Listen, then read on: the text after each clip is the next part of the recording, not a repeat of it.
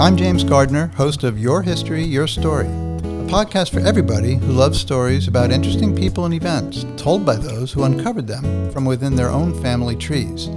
This, we hope, will inspire you to discover and celebrate your history and your story. Many of you might remember a guest we had back in Season 6 by the name of John Luckadoo, the last surviving original pilot from the 100th Bomb Group. As a B-17 bomber pilot, he flew 25 missions out of England during World War II. When we spoke with Lucky, he was with author Kevin Maurer, who told his story in a book called Damn Lucky, One Man's Courage During the Bloodiest Military Campaign in Aviation History. Almost 2 years have passed since that episode aired, and we have continued to stay in touch with Lucky. In February of this year, 2024, I was able to speak with Lucky, who, at the time, was 3 weeks shy of his 102nd birthday.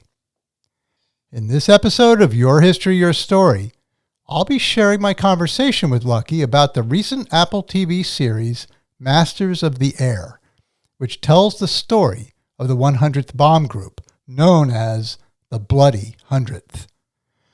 Although when we spoke, all the episodes had not yet aired, I was able to get Lucky's thoughts on what he had seen so far and how it compared to what really happened. After all, Lucky was there. Lucky Luckadoo, welcome back to our podcast. It's so great to see you again. Thank you. It's great to be seen. Absolutely. You were our guest back on Season 6, Episode 2, back in July of 2022, and you were on our show with author Kevin Maurer talking about your book, Damn Lucky, and you talked about your experiences back during World War II with the 100th Bomb Group, known as the Bloody Hundredth. So it's really great to have you back. Lucky, I have been watching the series Masters of the Air on Apple TV Plus. It was by Steven Spielberg and Tom Hanks, and I have been thoroughly enjoying it. I imagine you've seen some of it yourself. Well, of course, I've very anxiously awaited the premiere of this and was fortunate enough to have been brought out to Hollywood for the premiere on January the 26th. Well, actually, it was January the 10th. I traveled out there with my daughter as my companion, and we had the opportunity to experience a full-blown Hollywood premiere, which is quite an experience, believe me. I think the most impressive part about it to me was the persistence and the existence of the paparazzi. The photographers were 4 and 6 deep and 40 feet wide everywhere we went. And it was their persistence and their existence that pretty well set the tone for what transpired.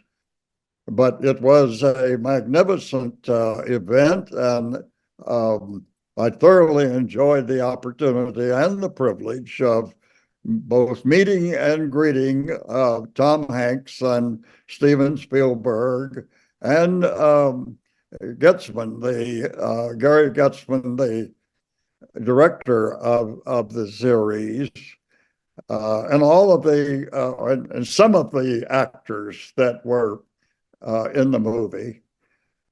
And of course, I'm sure you're interested in what my reaction to what I've seen so far. Yes.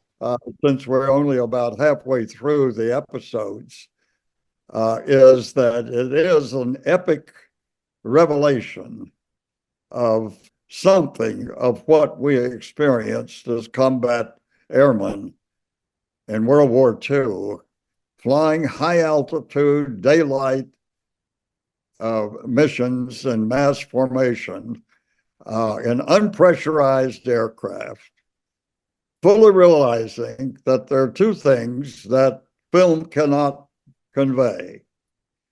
Number one is the bitter cold that we had to endure at those altitudes for hours on end, and what a severe impact that had on our ability to function and to perform.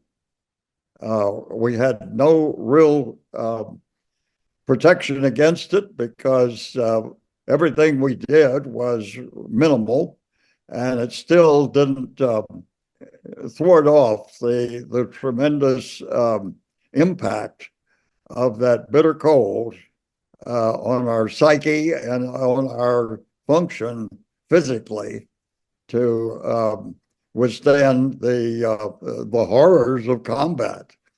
And that's the other thing that can't really be conveyed or replicated accurately, and that is what sheer terror and horror it is to be shot at. That is not really all that important, that the public does fully understand that, but this does certainly give them some idea of what impact that had on us, since we were going out on almost a daily basis and performing this, or trying to prove this strategy of daylight bombing, which the British, unbeknownst to us airmen, objected to strenuously. They had attempted it and discovered that it was suicidal, that the Luftwaffe was too experienced, they were too well equipped, and they had the home front, or they had the home ground field to play in, and we were in their backyard. Their backs were to the wall, and they were defending their homeland. And that, of course, was a different incentive than we had when we were 6,000 miles away and just citizen soldiers being thrust into a battle against these certainly battle-tested veterans who'd been fighting the war for 4 years when we got there. And we didn't have a clue as to what we were going to expect. So it was a pretty pants-sweating experience, believe me. I'll say. Now, just for those who may not have listened to the first episode we did with you, you were a co-pilot on board a B-17 bomber during World War II. And from what I recall, not every one of those missions you flew as co-pilot. You flew 25 missions, but weren't you also in the gun turret once? We had they instituted a policy that if your crew was designated as the lead crew of the formation, that the co-pilot would be replaced by a command pilot who would be in command of the entire formation. The airplane commander, of course, continued to exercise his authority as far as the crew was concerned, but the command pilot made the decisions as far as where the entire formation went and what it did and how it did it. And so his responsibility was the ultimate one. When that happens, the co-pilot was bumped to the tail. And when they put me in the tail on the first mission that we led, I had never fired 50 caliber machine guns before. I didn't have any clue as to what I was doing back there, what the purpose of my being back there was. They told me later that I was to be the fire control officer for the entire formation in the rear direction. Well, of course, this completely ignores the fact that the tail gunner can't communicate with anybody but the pilot over the intercom. And if there is any danger or is any hazard to be reported, then the pilot has to accept the report and switch channels and then broadcast to the remainder of the formation. And by then, the danger is over. Things happen so quickly that that really was futile. But the firing of a 50 caliber machine gun in air-to-air combat is quite a different matter than going out duck shooting or the normal firing of a firearm. But I'd never had any experience with it anyway. Little did I know that if you bore down on the triggers for more than about 3 seconds at a time in just short bursts, that you'd burn out the barrels, which I promptly did. Oh, no. And as a result, I was useless in the tail gun position. All I could do was sit there and report what I was seeing and observing to the command pilot and also to the pilot. But when I landed, I simply said, "This is ridiculous. You didn't train me to fire a gun. You trained me to fly this airplane. And I'm not going to do that again. You do whatever you have to. Take my wings or court-martial me or do whatever you have to do, but I'm not getting in the tail again." And I didn't. So, of course, they said, "All right, then you're going to have to sit on the ground when your crew leads." And that was the result. I missed 3 or 4 missions that they flew in the course of their tour. And they went ahead and finished up on September the 16th of 1943 and went home. And I still had 4 missions to fly. I had 21 missions. And so I was made an operations officer of the squadron as a second lieutenant, mind you. But because I had more combat experience than practically anybody else on the base, they felt that I should occupy that position. So I immediately assumed ground duties in addition to flying duties, because I still, when our squadron led the formation, would need to fly as command pilot but I had to determine who was going to fly and what position and when, and whether their aircraft was flyable and such matters as that. So it was a pretty heavy experience for a 21-year-old second lieutenant, believe me. Yeah, so in Masters of the Air, you can see the flak is such a huge factor. And then you've got these fighter planes sort of weaving in and out of your formation, attacking you. Was it really like that during the battle, or were the fighters more terrifying, or was it just both? Both, absolutely. And you had little defense, if any, against the flak.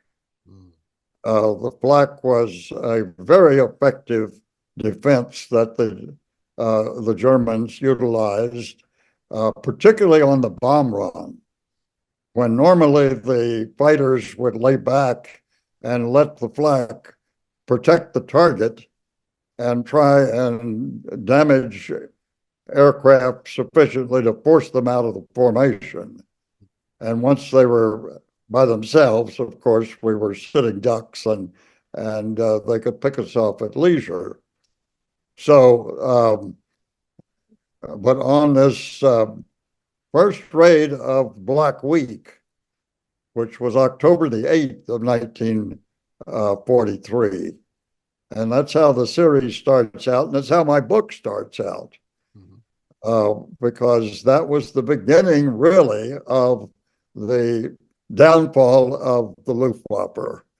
We didn't know it at the time, and we suffered very, very heavy losses as a consequence. But we flew on the 8th, the 9th, and the 10th, and the 14th of October. And that week was dubbed the Black Week. And those were maximum efforts. On the 10th, when we went to Munster, which one of the episodes, the I believe it's the fourth episode, highlights, we could only put up 13 aircraft, and we got one crew survived that mission, and that was Rosie Rosenthal. And of course, they highlight him during this series, and rightfully so, because he ended up, even though he was not a member of the original group, he was a replacement. He did survive that horrible mission to Munster on the 10th, and they make quite a to do, of course, also of the two Buckies that were commanders of the 350th and the 418th squadrons in our group, and their affiliation to each other. They were a bit older than most of us, Jim. They were in their late 30s, and they had joined the Air Force even before Pearl Harbor. And so they were both majors. They were senior officers. They were both squadron commanders. Bucky Cleven was knocked down on my worst raid, which was October the 8th over Bremen, when the flak was so heavy and the fighters were flying through their own flak. We'd never seen that or witnessed that before. And when Egan, who was on leave in London at the time, found out that his good buddy had been shot down, he came back immediately to the group and demanded that he lead the next mission, which was the one to Munster on the 10th. And that's the one we lost all the planes but one. And he went down on that mission and ended up in the same prisoner of war camp. And when he walked in, I don't know whether they're going to show it or not, but Cleveland looks up at him and he said, "What the hell took you so long?" Pretty flamboyant, and they're highlighted throughout this series. They're the two principal actors, the third being the one that is impersonating Rosie Rosenthal. But the series is largely true and accurate as to what it was like to be in the cockpit or to be inside a bomber at high altitude and combat. And they've done a very remarkable job of conveying as accurately as they can. I do note a few minor inaccuracies. They're not of consequence, and I won't even mention them because most people would not even be aware of them, and it doesn't really detract from the accuracy of the depiction. But they did take a few liberties, and they did show a few things, such as the Tuskegee Airmen in a brief sequence there. They weren't even in England; they were in Italy, and they were escorting the 15th and the 12th Air Force. So we never saw the red tails. They flew P-51s with red tails, and they distinguished themselves as a black group, and they did their job very, very nobly, but they were not in our theater of operations. Right. Lucky, when they show the inside of the B-17 cockpit in the movie, in the series, I should say, I love that because it was giving me an idea what it was like in that cockpit. But was it like dimensionally, was it the same size, or was it actually smaller than depicted in the series? It's very small. There is a half-inch slab of armor plate behind the pilot and the co-pilot. and there's only about a 12-inch span between those two. And we could not, the pilot and the co-pilot couldn't get through that with all of the equipment that we had to wear, our parachutes and our Mae West and our black suits and all like that, unless you were on fire. Yeah. And then you could go through a knothole without touching either side. Right, right. We had to put on most of our equipment after we got in place. Okay. There are 10 men to a crew. 10 men to a crew. Mm-hmm. And what were those positions then? Well, we had the bombardier in the nose operating the bomb sight. You had the navigator behind him. They were on a slightly lower level than the pilot and the co-pilot, who sat above them in the cockpit. And immediately behind them was a top turret gunner, who was the crew chief and was head of all of the gunners. Back of the bomb bay, you had a radio operator gunner, and then below him was a ball turret gunner, and above him were two waist gunners, and then, of course, the tail gunner. A total of 10 men, 11 50 caliber machine guns on the initial model of B-17 that we flew overseas, which was the Model F. And eventually, because we were being so devastated by the head-on attacks that the Luftwaffe was waging on us, where they'd fly directly through our formation, that when the Boeing developed the G model with a nose turret and put two 50 caliber machine guns in a turret that the bombardier, or the toggleier, as he eventually became known as, could operate to protect and ward off those head-on attacks. Now, you talk about the gunners. Weren't they mostly smaller guys? No, not necessarily. Certainly the ball turret gunner was, because his was such a confining position. He had to sit with his knees up under his chin in an embryo position for hours. And if he were very large, he couldn't get in that turret. Some of the waist gunners were 6 feet. Some of the top turret gunners were taller. So there wasn't any height limitation. I was 6'2" at the time. And when I had to get in that tail gun position, where you sit on a little bicycle seat with your legs tucked underneath you, I couldn't withstand that for very long. So I had to put my legs out in front of me. And the only thing between me and the outside was a canvas boot around those 250 caliber machine guns. So it was colder than the Klondike, I bet, back there. And you're isolated, you're completely separated from the rest of the crew. It's a lonesome Joe position. And a tail gunner could be far more effective back there than a co-pilot. Yeah, you mentioned before about the one raid where only one of the planes came back. Obviously, you were down on the ground at that time, right?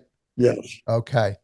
In fact, I was very lucky that I really missed some of the worst raids, or I wouldn't be here today. Number one was the Schweinfurt raid. Number two was the Regensburg raid, where they ended up in Africa instead of coming back to England after they bombed. The other was the Munster raid. And then the early raids to Berlin, I did not fly. So those were ones that we sustained our heaviest losses, and undoubtedly I would not have survived if I had been on any one of those. And what was your worst mission, the one that was where you were in the most, where you felt that maybe this was it? That was the Bremen mission on October the 8th, when I brought back the remnants of the entire group, which was only 6 airplanes. And I had lost an engine over the target, so I was limping along on 3 engines, but I was the only element leader. I was flying with a new crew, and that was my first mission after my original crew finished up and went home. Uh, so that's when I was made operations officer, because the existing operations officer at that time was in the ship immediately in front of me, and he was rammed by an F-190, and they blew up, and he was killed along with most of the crew. And when I landed, one of the squadron operations officers said, "Well, you're now the operations officer."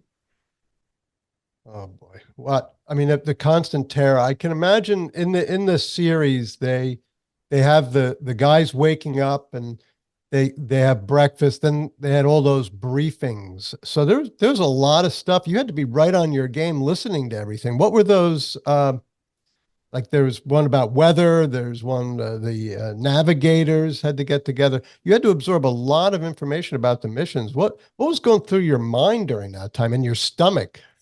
As far as nerves?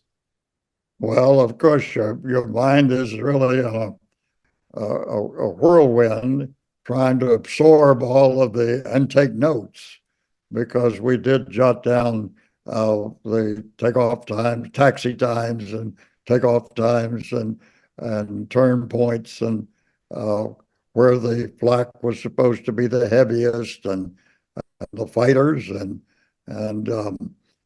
all of the details that they could reveal to us, most of which was not accurate, unfortunately. But the German intelligence was very impressive, because they always knew exactly where we were going. And it took us over 2 hours usually for a formation to cross the target. And we had that many planes we were putting up. And of course, Hitler and Goering and the Germans didn't believe we could withstand the losses that they could inflict and replace our losses. But that's where we prevailed, is because we outproduced the world. Our civilian population proved that the country was so unified behind the war effort, and we could produce with impunity. We were protected by 2 oceans, and we weren't being harassed at night by bombing, but both our enemies were, the Japanese and the Germans. And so we were keeping even their workers up all night, running back and forth to the air raid shelters. Or the British were. The British were doing the nighttime bombing in England, and then we were doing the daylight bombing. So we were keeping them hopping, and we were inflicting our degree of damage, but they were having their say as well. And as I mentioned earlier, their backs were really to the wall, and they were defending their homeland with fervor and very effectively, very effectively. And it wasn't until we eliminated most of their ace pilots that we really began exercising any influence in the sky, because the Germans, of course, occupied all of Europe, from the Channel all the way to Russia. And it was their backyard, it was their playground, and they knew how to control it, and they were doing a very effective job. They were. And now you mentioned in the earlier episode we did with you that one of your missions was to, I think, to knock out V1 rocket silos. Was that one of your missions? Well, one of our missions was the V2 rocket launch pad. Those were not silos; those were rails, 160 feet long rails that they launched those missiles toward England on. I thanked you then, but I'm going to thank you again because my mother, my aunt, and my grandparents and other relatives were all living in London at that time. And knocking out those rails and those V2 rocket launch areas could have saved their lives. So thank you for doing that, Lucky. I may not be here sitting talking to you. I know my grandfather was in the Royal Air Force, and I remember him saying when the German bombers were first coming over that he recalled that the British anti-aircraft wasn't that effective against the German bombers from what he told me back then. But it seems that the Germans seemed to be more effective against, our bombers. Well, England put up a lot of barrage balloons Yeah, on said that cables too. Mm-hmm. to prevent them in low. And their accuracy from high up was distorted because both the Hurricanes and the Spitfires, the RAF, particularly in the Battle of Britain, were very effective against German bombers. And they were certainly prevented Hitler's intent to invade England. Mm. He was waging the Battle of Britain in an attempt to soften him up and make that possible. And of course, during that period, Great Britain was certainly pleading with President Roosevelt to release troops to help them thwart the potential invasion that was going to be forthcoming. And so, but President Roosevelt knew that he did not have the support of the populace. And so he was powerless to do anything other than make loans and certainly provide war materiel, which we did in tremendous numbers until Pearl Harbor. And then, of course, when Pearl Harbor occurred, he had his excuse. It is now proven that he knew full well that Japan was planning to attack us. He just didn't know exactly when or where.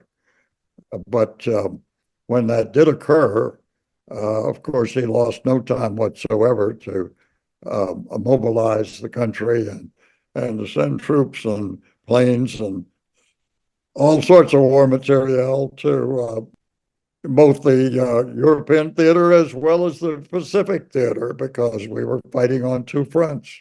Yeah, and he did it very effectively, and he activated the Homefront Heroes. And I know you're advocating for Homefront Heroes Day to celebrate the people at home who supported their troops and outproduced the world to support the war effort to defeat the Axis powers. So we're very excited about in our own hometown of Caldwell, New Jersey, to have our second annual Homefront Heroes Day, which you told me about it first, and we love it here. We had the first one was great, and we're hoping to have some students learn more about who those heroes were and still are. There's still people around in our town who were part of that Homefront effort. So thank you for that. But I'm going to conclude here, Lucky, by just asking you, in the series Masters of the Air, in the downtime for these pilots, for you pilots, they seem to have these officer clubs, and you see a lot of people, dancing and trying to, I guess, let out some of their stress. What was the atmosphere in some of those, I guess, officers clubs or whatever they have? What was it like in those clubs? Well, we had very little time for that. They probably show more of that than we actually experienced, Mm-hmm. because we were on alert, or we were actually flying combat while I was there. And that was with the initial group when we arrived in England in June of late May and early June of 43, and immediately went into combat. Um, we flew as often as we possibly could. And so we didn't have a lot of free time or downtime. Um, one of the things that we employed to sort of break the monotony was the short snorter. What was that? I don't know if you know what a short snorter is, but it is uh, we take a paper currency of the country that we're in, and we paste that to another country as we move around, and we all sign it and date it and note the location, and then we roll those bills up and carry them in our pocket. And if we're ever caught without it, you have to buy drinks for the club for the house. The whole house? And so we used to try and stalk people going to the showers, and we catch them in the shower without the short snorter. Well, what happened to you? Did you ever get caught without it? Oh yes, oh yes. It got very expensive too. That's terrific. So I put it in a waterproof bag, and I'd carry it with me in the shower. Oh, Lucky, that's wonderful. Now, last year, you took a trip over to England to visit the base that you were at during the Second World War. What was the name of that base, and what was it like to go back and visit? My base was called Thorpe Abbots, and my daughter, my only child, and her husband had never been there before. And so we had the opportunity to travel back and celebrate the 80th anniversary of D-Day, of Black Week. Black Week, right? And that was in October of 2023. And so we went back for 2 weeks. We traveled around in England to several Air Force bomber bases as well as fighter bases. We went to cemeteries, and then, as you read in my book, my best friend Sully, who went to the Royal Canadian Air Force and was killed over there on takeoff, and I buried him. We went to his gravesite because normally there are no funerals or memorials to downed airmen. They're just gone, and they're replaced immediately. And in his case, of course, he died right on the field, and he was buried there at his fighter base. And I happened to unfortunately fly in there the day after that happened. And so I had to go back for his funeral, and he was later reinterred at Brookwood Cemetery, which is an enormous British cemetery that's divided into various sections, and one for the RCAF. And so my daughter and I traveled back to that base, or to that gravesite, and we also they got to climb up the control tower at my old air base and see where I stood when I had to sweat out the airplanes coming back from a mission that I had sent out. And that was really a very nostalgic moment for me and for them. I bet it was. And I noticed in the series, there's little children hanging around the base. Did you experience that? Were the kids from the local villages around the base sometimes? We did, and we held Christmas parties for the kids, and I took an honor flight back to Washington to the war memorials one time, and I was a guest at the banquet where Tom Brokaw was the keynote speaker. Mm-hmm. Lo and behold, he was born in England. Really? And as a 4-year-old, he used to stand at the fence line and wave us off. And when we came back in, why, he was the first to run up and say, "Any gum, chum?" And our usual answer was, "No, but have you got an older sister?" I love it. I'm getting extra tidbits from that I didn't hear from the first interview I did with you. That is so interesting. So you had that visit. It must have been very nostalgic, as you said. But you've got some stuff coming up now. You're not done. You've been a busy guy. You're in demand. I'm so thankful that you're able to speak with me. So you've got a couple trips set for this year already, haven't you? Oh, I have more than a couple. I have, since I am the lone remaining pilot of the charter group or the original group, still standing, and I'll be 102 next month. God bless. Of course, even in the series, I was interviewed 5 times to give them some insight as to what it was like, because I was one of the few that they could find that was still there or had been there.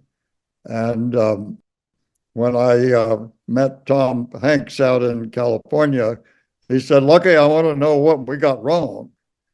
And I said, "Well, with all due respect, Tom, I'm going to wait until I've seen the whole series until I form an opinion as to what the series, how effective the series is." But I can tell you from this midpoint or approximate midpoint that it is extremely accurate and is extremely well done. I know the lengths to which they went to try and make it as accurate and factual as they possibly could, and to not fictionalize things which their tendency is to do in film or on film.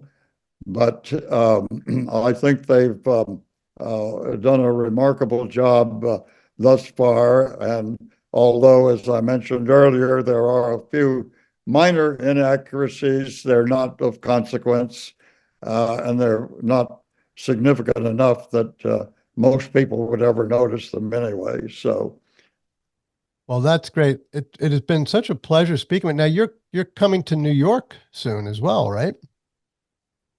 yes, I have been invited to New York for the final episode on March the 15th, and that'll be the eve of my 102nd birthday. So I'll celebrate that while there, and then we'll go up to Massachusetts to spend a few days with my family, and then I'll come back to New York, and we'll be flying to New Orleans, to the National War Museum on the 20th, which will be the inaugural of the virtual series, that interview series that I did 2 years ago in California, where they put me in a chair and asked me 800 questions, and it will automatically scroll to the answer for each question that's posed. Mm-hmm. And that will be in their archives for eternity. Wow. Lucky, you're my hero. You really are. I talk about you all the time, and you've been so kind. You let me get you in touch with a local student here, a middle school student who interviewed you, and he spoke at our Homefront Heroes Day about the things that people did to support the war effort. He talked about you. He still talks about you, and we're just so proud at Your History, Your Story to still have this relationship and this friendship with you. And we wish you all the best. One last thing. I have a grandson who's 6 years old who's asked me to buy him a model of a B-17 bomber, and it's going to be coming in the mail any day now. Are you able to say hello to James and wish him the best on his model? And then we'll send you a picture of it when it's put together. How's that? I'll look forward to that because I'm particularly interested in making sure that his generation and successive generations are aware of the sacrifices that we made. And I will have to tell you, I won't tell James, but I'll tell you that those of us who are still here and were there and made the sacrifices are not too pleased with the current state of affairs and what our freedoms and the attacks on our democracy are currently being made from within. Because we took an oath that we would protect our Constitution against all enemies, both foreign and domestic. Mm-hmm. And we certainly have domestic enemies that we have to be aware of. And we have to guard against the incursions on our democracy and freedom constantly. For freedom is not free. Absolutely. Lucky, thank you for those words. And James is going to send you a picture of him holding up that B-17. Once he and his grandfather hopefully can put it together, right? I look forward to getting that, Jim, and my very best to your grandson. All right. Thank you, Lucky. And I really appreciate this. You're a gentleman. You're so busy and you took the time out to do this. Thank you so much. And I want to hear, I'll be following you because you're out on social media now. I'll be following you and I can't wait to watch the rest of the series. Well, I hope you'll find it not enjoyable, but very, very informative. It is. Thank you so much, Lucky. Have a great day. All right. Thank you. Same to you and yours. Okay, Lucky. Bye-bye. Bye, Jim. Thank you for joining us for this episode of Your History, Your Story. You can connect with us on Facebook and YouTube at Your History, Your Story, or on Instagram and Twitter at YHYS Podcast. We'd love to hear from you if you have any questions, comments, or a story to tell. Be well and God bless.